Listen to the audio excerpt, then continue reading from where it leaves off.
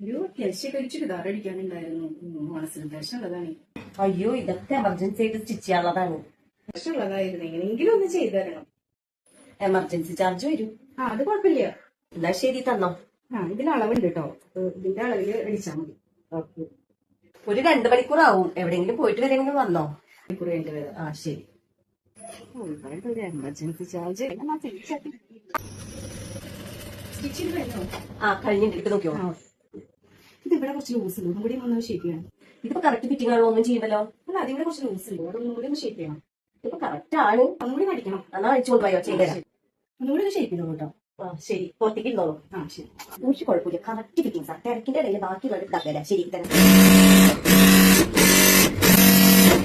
കഴിഞ്ഞിട്ടാ ഇപ്പൊ കറക്റ്റ് ആയിട്ടുണ്ട്. കറക്റ്റ് ഫിറ്റിംഗ് ആയിട്ടുണ്ട്. ഇതിന്റെ അളവിലെല്ലാം അടിച്ചാൽ